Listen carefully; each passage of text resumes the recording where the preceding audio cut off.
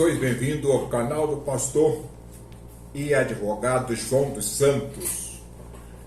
Que a glória de Deus resplandeça sobre nós e dê-nos a paz. Que todos nós sejamos eternamente abençoados.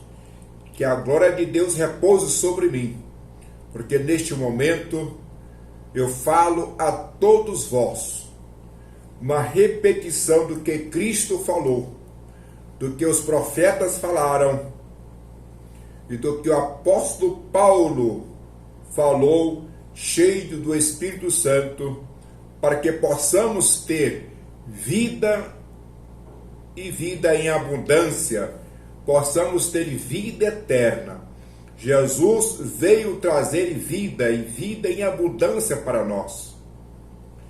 Por isso nós vamos fundamentar a nossa palavra em ensinamentos de Cristo, que compensa fazermos reflexão. Mas antes, eu gostaria que você me ajudasse o canal, se inscrevendo no meu canal no YouTube, Pastor e Advogado João dos Santos. Se inscreva no meu canal, toque no sininho para receber as notificações em primeira mão e tenha liberdade para fazer comentários, compartilhar os meus vídeos com seus amigos, as suas amigas e dar as suas sugestões. Assim, juntos, seremos úteis ao nosso próximo. Vamos para a leitura da palavra de Deus, onde vamos fazer uma reflexão hoje, que eu creio ser de extrema importância para cada um de nós. Vamos começar lendo o Evangelho de Marcos, no capítulo 7, versículo 18 em diante, que fala o seguinte: Então lhes disse: assim vós também não entendeis? Não compreendeis que tudo o que de fora entra no homem não pode contaminar? Porque não lhe entra no coração, mas no ventre, e sai para lugar escuso.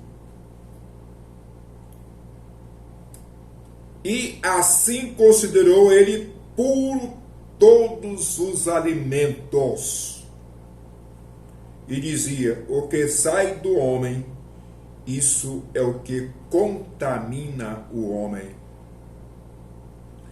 Porque de dentro do coração dos homens é que procedem os maus desígnios, a prostituição, os furtos, os homicídios, os adultérios, a avareza, as malícias, o dolo, a lascívia, a inveja, a blasfêmia, a soberba, a loucura. Ora, todos esses males vêm de dentro do homem e contaminam o homem. Jesus foi bem enfático em dizer que aquilo que entra como alimento não contamina o homem no sentido do pecado. O homem não peca por se alimentar, exceto se ele usa o ato de alimentar como glutonaria. Se ele come por comer, come sem necessidade, come além do limite, aí não pode, porque foge inclusive a própria regra natural. Você vai engordar fora do limite, vai adquirir peso sem necessidade e pode adquirir algum tipo de enfermidade por excesso de alimento. Mas se alimenta dentro dos padrões normais para o sustento próprio, isso não traz nenhum tipo de pecado. Pastor, mas quanto à bebida? Porque conheço muitas igrejas que proíbe a pessoa tomar qualquer tipo de álcool. Não é fundamentado esta afirmação que as igrejas falam, não é fundamentado em Jesus. Porque nós, na condição de discípulo de Jesus, só bastamos ser igual ao nosso mestre, que é Cristo. E Cristo transformou água no melhor vinho no dia da festa daquele casamento, que ele transformou a água em vinho. Muitas pessoas dizem, pastor, mas ele transformou em suco de uva. Suco de uva nunca foi o melhor vinho para quem está em uma festa. Jesus disse, quem estava na festa falou, olha, esse vinho é melhor do que o outro. Não falou, esse suco de uva é melhor do que o suco que nós estávamos tomando. Em festa se toma vinho. E o vinho que Jesus transformou era melhor do que o vinho anterior. Então é farisaísmo, é enganação ensinar que não se pode beber vinho, não se pode beber uma bebida alcoólica, não se pode embriagar-se, não se pode perder o domínio, porque é nós que temos que ter domínio sobre a bebida através do dom do Espírito Santo de Deus. Em qualquer lugar que você esteja, você pode tomar um pouco de álcool, um pouco de vinho, desde que isso não se transforme em vício e desde que não te domine. No momento que você deixar de fazer alguma coisa para beber, aí você perdeu o controle. Então o problema não é o vinho em si, o problema não é o álcool em si, mas a falta de domínio, é a falta de controle, porque significa que você não tem o domínio sobre as coisas e nem tampouco o domínio sobre o pecado. Jesus veio trazer para nós domínio sobre todo esse tipo de pecado que sai, que disse Jesus. Quais são os pecados que saem de dentro de nós? Ele disse ele aqui, porque de dentro do coração dos homens é que procedem, é que saem os maus desígnios, a prostituição, os furtos, os homicídios, os adultérios, a avareza, a blasfêmia, a soberba, a loucura. Ora, todos esses males vêm de dentro e contaminam o homem. Deixa eu pegar esse gancho para falar uma coisa. Jesus nunca apontou um tipo de pecado que em nós possa habitar, que ele não traga a solução.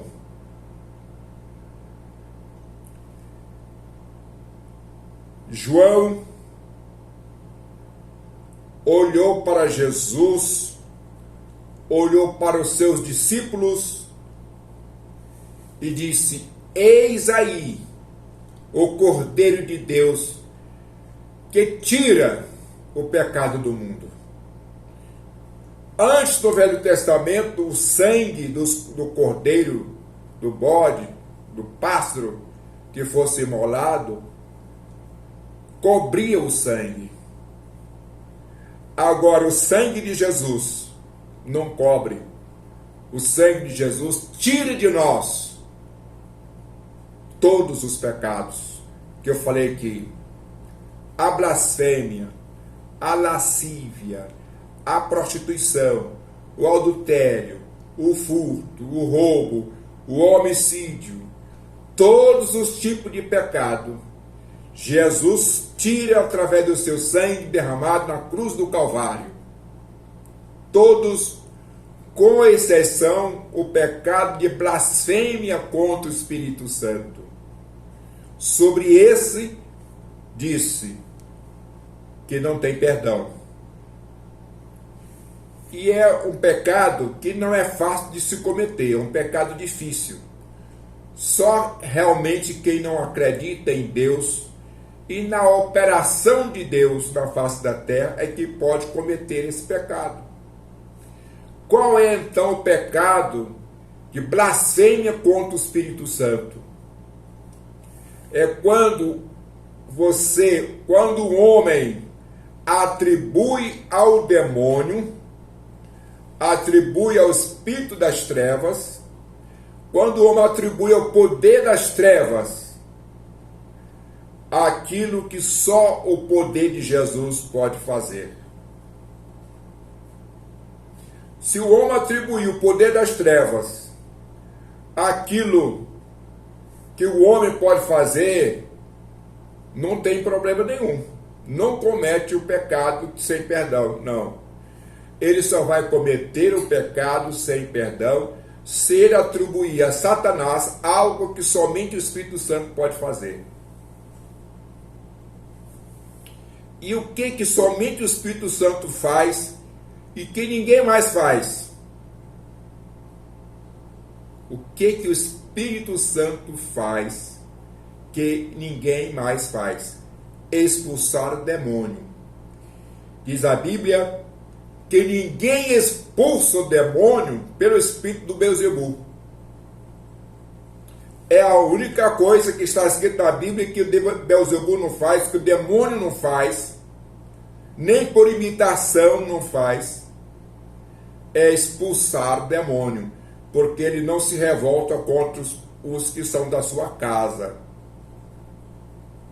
Os que são da sua casa protege mais do que o homem. Às vezes o homem não protege as pessoas da sua classe, as pessoas da sua casa, a sua família. Às vezes o homem deixa de proteger. Mas o demônio, diz a Bíblia, que ele não deixa de proteger os da sua casa. Então, por isso que ele não expulsa demônio. Ele não expulsa, somente o Espírito Santo expulso. E se você atribuir esse ato ao demônio, aí é uma blasfêmia contra o Espírito Santo. Existem pessoas que acham que blasfêmia contra o Espírito Santo é julgar um profeta ou julgar uma profecia. Pensa errado. Disse o apóstolo Paulo que quando um profeta fala, os outros ficam calados e julguem a profecia daquele profeta que está profetizando. Aí o profeta fala, não, se julgar a minha profecia, está blasfemando contra o Espírito Santo. Não, porque o demônio também profetiza. A profecia não é um ato somente do homem, ou um ato somente do Espírito Santo. Nós encontramos na Bíblia que Deus permitiu que o espírito mentiroso entrasse na boca do profeta Micaías e o profeta profetizou mentira. Então o demônio também pode profetizar.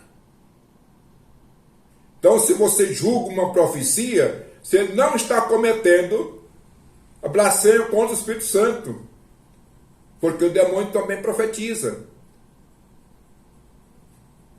Eu já ouvi demônio profetizando. E não estava profetizando mentira não. O que ele estava falando era verdadeiro. Era fatos acontecidos. Só que não era o Espírito Santo. Só que não era o Espírito Santo que estava profetizando. Então isso tem que ficar muito claro para a gente não cometer absurdos teológicos, absurdos religiosos, e não entrar pelo caminho da crendice. O apóstolo Paulo diz que nós temos que julgar as coisas pela razão. A nossa fé tem que ser racional. Isto é, a nossa fé tem que ter fundamento na palavra. Não podemos ter uma fé fora do fundamento da palavra. Nem para mais e nem para menos.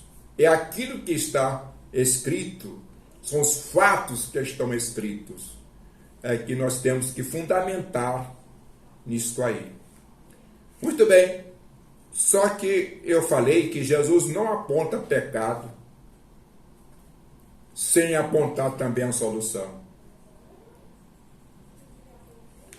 Quando João Batista encontrou com Jesus, que estava Jesus, os discípulos de Jesus e os discípulos de João Batista.